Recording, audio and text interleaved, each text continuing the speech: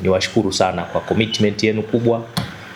Mngeweza kusema kwamba kutokana na shughuli tulizokuwa nazo, kwa sababu najua leo kuna ratiba mlikuwa nayo leo, lakini mmesitisha ratiba mkaamua kuja kunitembelea. Kwa mimi niwashukuru sana kwa commitment hiyo kubwa, lakini niwashukuru kwa utayari wenu wa kuweza kuja kututembelea ofisini, ikiwa lengo tuweze kufahamiana nyinyi wadau wetu, kwa sababu sio rahisi kuweza kupata timu kubwa kama hii kwa wakati mmoja.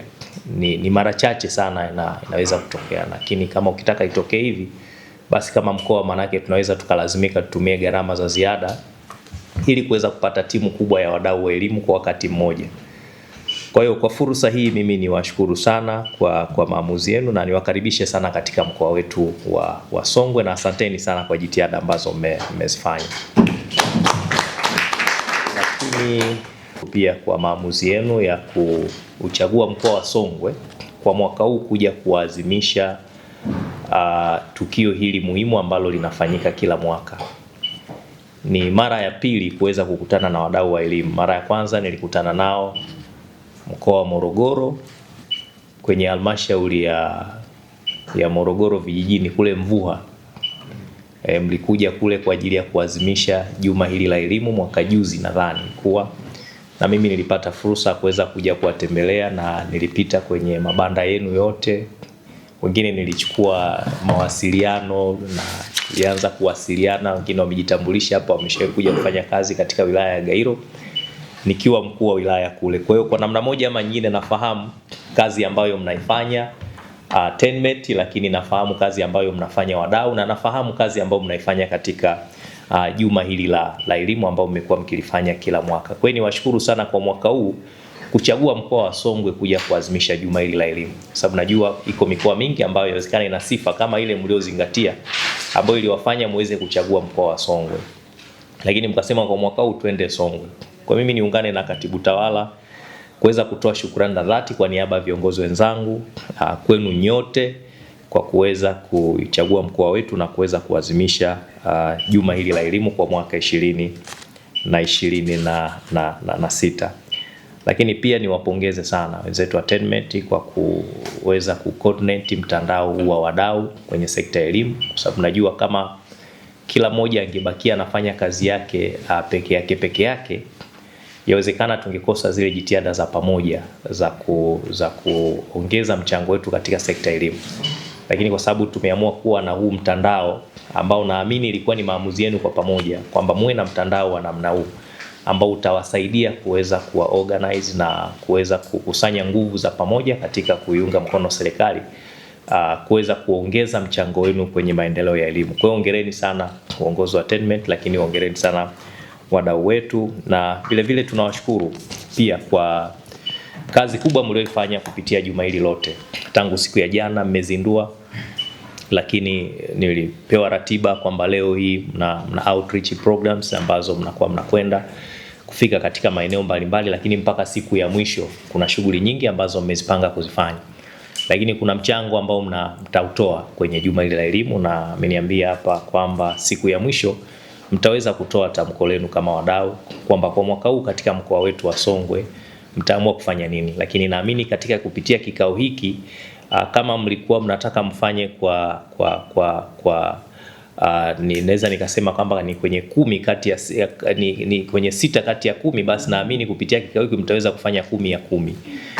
Kwa hiyo naamini wale ambao walikuwa wanataka wafanye kidogo, basi kikao hiki itakuwa ni motivation kwenu kuweza kuongeza kile ambacho mlikuwa mnataka mkifanye kwa mkoa wa Songwe, na mimi naamini itakuwa hivyo, kwa sababu kama ambavyo katibu tawala wa mkoa amesema, mkoa wa Songwe ni mkoa mpya, ni mkoa mchanga, una miaka 10 tangu uanzishwe, lakini ni mkoa ambao unakabiliwa na changamoto nyingi kwenye sekta mbalimbali, lakini kwenye sekta ya elimu bado tunazo changamoto. Na swala la elimu tunafahamu kwamba ndio moyo wa nchi. Ukitaka maendeleo, manake wekeza kwenye elimu. Ukianza kuwekeza kwenye elimu ndiko unaweza ukapata maendeleo katika maeneo mengine yoyote yale. Kwa sababu mafanikio yote ya taifa lazima kuwe na kizazi cha watu wenye maarifa, kizazi cha watu wenye uwezo wa kufikiri, kizazi cha watu wenye uwezo wa kutoa suluhisho juu ya changamoto mbalimbali ambazo zinakabili taifa. Kwa hiyo Swala la elimu halina mbadala na halina mjadala. Ni sekta muhimu ambayo ni lazima kama taifa, lakini lazima kama wadau tuweze kuungana kuhakikisha kwamba tunafikia malengo ili kuweza kuongeza mchango kwa maendeleo endelevu ya taifa letu. Na ndio maana serikali chini ya rais wetu Mheshimiwa Dr. Samia Suluhu Hassan, lakini serikali zote zilizopita, kila serikali kwa wakati wake imefanya kazi kubwa sana kufanya uwekezaji mkubwa kwenye sekta ya elimu. Na kwenye elimu tunazungumzia masuala ya miundombinu ya madarasa, miundombinu ya maabara, miundombinu ya vyoo, kuwa na maktaba, lakini kuwa na maabara, kuwa na majengo ya tehama, lakini kuwa na vitendea kazi, kuwa na walimu wenye uwezo lakini wenye kutosheleza katika shule zetu. Lakini hali kadhalika kwenye swala zima la jamii kwa ujumla wake pia wana nafasi ya kuweza kuitekeleza katika eneo hili la elimu. Na sisi katika mkoa wetu wa Songwe kazi kubwa imefanyika ya ujenzi wa miundombinu. Nyinyi ni mashuhuda, mmepita huko mmeweza kuona kwenye shule zetu za msingi, kwenye shule zetu za kata, shule zetu za sekondari, kazi kubwa imefanyika na inaendelea kufanyika ya uwekezaji wa ujenzi wa miundombinu kuhakikisha kwamba tunakidhi mahitaji. Lakini pamoja na uwekezaji huo bado changamoto zipo. Ziko baadhi ya shule mahitaji ya walimu ni makubwa, ziko baadhi ya shule mahitaji bado ya miundombinu, ingawa kwenye upande wa sekondari taarifa hapa naambiwa kwamba shule zetu nyingi sana za sekondari zina madarasa ya ziada. Sasa madarasa ya ziada sijajua, natakiwa utafiti ukifanyika tuweze kujua kwa nini tuna madarasa ya ziada. Maana yake hatuwezi kuridhika tu kuona kwamba tuna madarasa ya ziada, lazima tujiulize kwa nini tuna madarasa ya ziada. Tumejenga sana miundombinu mingi au kuna drop out kwa kiwango kikubwa sana? Maana yake hizo lazima tutafute sababu ni nini, lakini tuna madarasa ya ziada kwa mujibu wa takwimu ambazo wataalamu wangu wananipatia. Lakini pia kwenye upande wa shule za msingi bado changamoto tunazo nyingi sana, na nyinyi kwa sababu mmekuwa mkifanya kazi huko kwenye jamii, ziko changamoto nyingi ambazo mnazifahamu. Lakini kikubwa zaidi sote tunajua na tumeshiriki kwenye eneo la maboresho ya elimu, sababu maboresho ya elimu sio tu kwenye eneo la kujenga miundombinu. Tunaweza tukawa na majengo mazuri sana, tunaweza tukawa na maabara, tunaweza tukawa na miundombinu mingine yote ambayo inahitajika kwenye shule zetu za msingi, lakini kwenye shule za sekondari. Lakini tukikosa kuwa na mfumo ambao ni bora, ambao utawezesha kuweza kumwandaa mtoto anapomaliza kwenye ngazi fulani kuwa na uwezo ule unaohitajika kwa ajili ya kuweza kukabiliana na mazingira yake, maanake hatuwezi kufikia yale malengo ambayo tunayotarajia. Ndio maana serikali ikaona haja ya kuweza kupitia na kufanya maboresho ya mfumo wetu wa elimu, na tukaipitia upya sera yetu ya elimu ya mwaka 2014 na sasa hivi tuna sera ile ya elimu ya mwaka 2014, lakini toleo la mwaka 2023.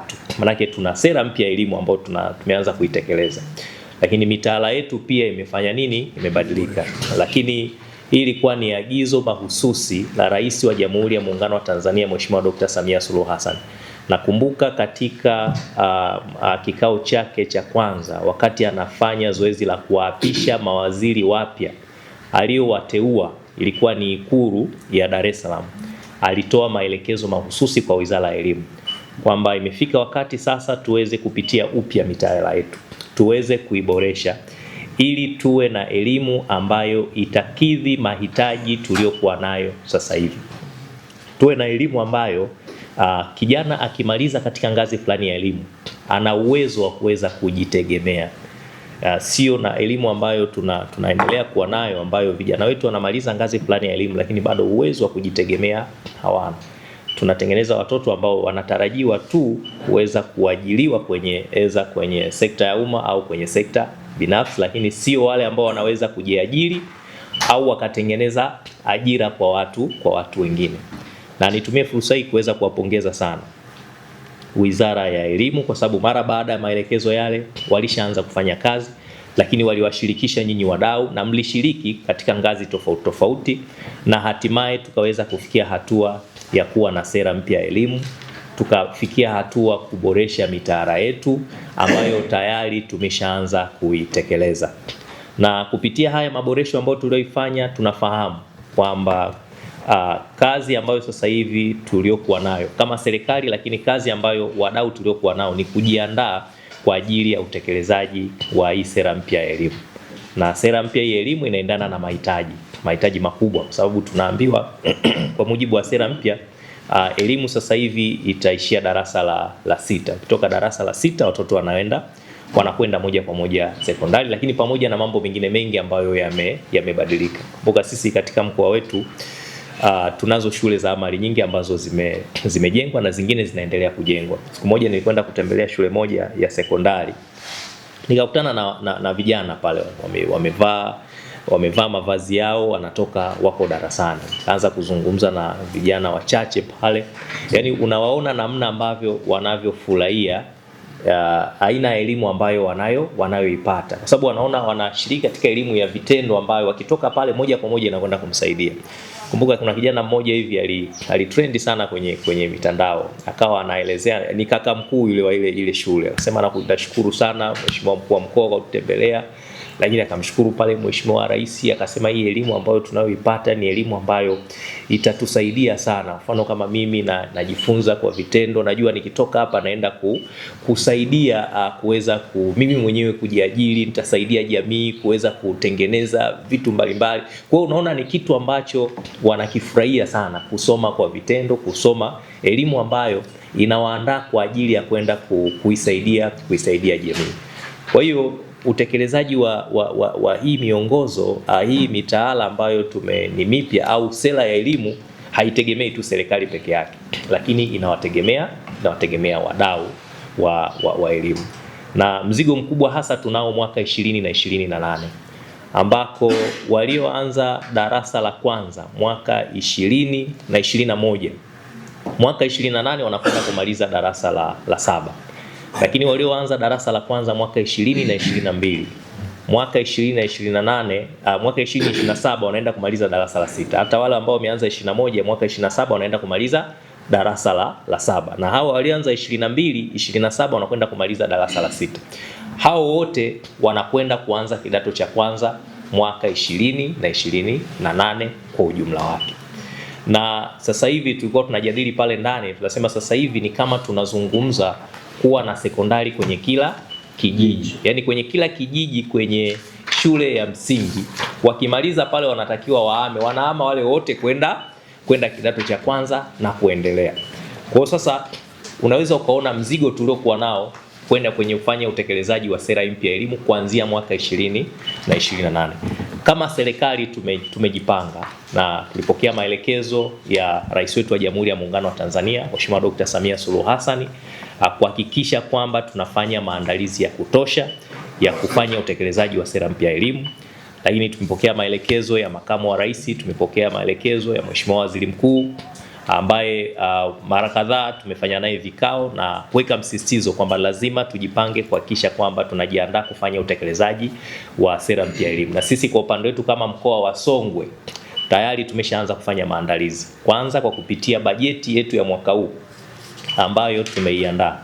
Kwenye kila halmashauri imeweka mkazo kwenye kutenga fedha kwa ajili ya kuanza kujenga miundombinu, kwa sababu tunahitaji miundombinu ya madarasa, tutahitaji miundombinu ya vyoo, tutahitaji maabara, tutahitaji maktaba, tutahitaji miundombinu ya tehama, tutahitaji walimu, lakini hali kadhalika tutahitaji miundombinu mingine yote kwa ajili ya kuweza kufanya utekelezaji wake.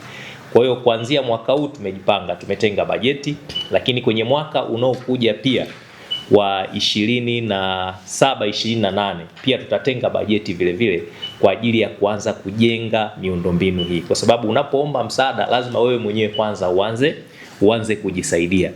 Kwa hiyo sisi kama mkoa tumejipanga kwanza kupitia rasilimali zetu kama serikali, lakini hali kadhalika kupitia wadau ambao kwa namna moja ama nyingine mmekuwa mkifanya kazi ya kuweza kusaidia na serikali kwenye eneo hili la elimu. Sasa kwa sababu tumepata fursa hii ya juma la elimu hili kitaifa kufanyikia katika mkoa wa Songwe, na hapa ndo nazungumza wadau wa Tanzania yote. Sizungumzi na wadau tu wa mkoa, nazungumza na wadau ambao wanafanya kazi na serikali ya Jamhuri ya Muungano wa Tanzania kwa nchi nzima.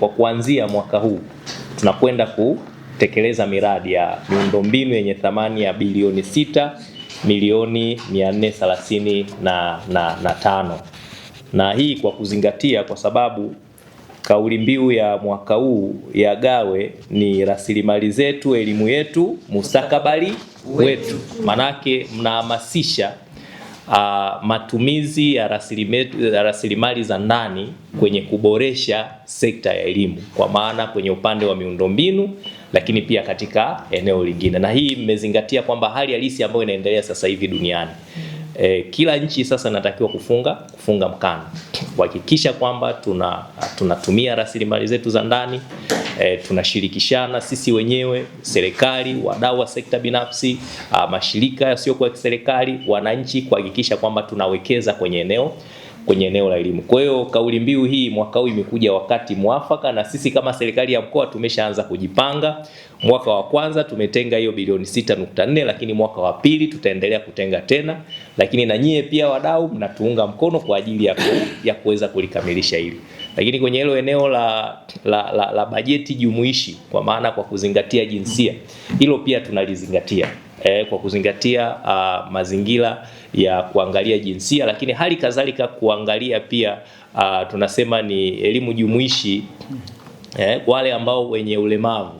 Tunajenga miundombinu ambayo pia hata wale wenye ulemavu wataweza kupata elimu bora. Ziko shule maalum ambazo tunazijenga kwa ajili ya kuwachukua wale watoto ambao pia wenye changamoto mbalimbali wanakaa katika mazingira hayo, lakini ziko shule zingine ni za kawaida, lakini pia zina miundombinu ya kuweza kuwawezesha watoto wenye ulemavu kuweza kusoma vizuri bila kuwa na changamoto zozote, ikiwemo miundombinu ya vyoo. Lazima tuwe na choo chenye watoto wenye ulemavu, lakini madarasa lazima tuweke miundombinu kiasi kwamba hata kama mtoto mwenye ulemavu anaweza kufika darasani, lakini pia walimu ambao wanafundisha watoto wenye changamoto mbalimbali za ulemavu. Kwa hiyo bajeti zetu hili niwahakikisheni ndugu wadau kwamba ni bajeti ambazo hazimwachi mtoto yeyote nyuma. Kwa hiyo hilo niwahakikisheni.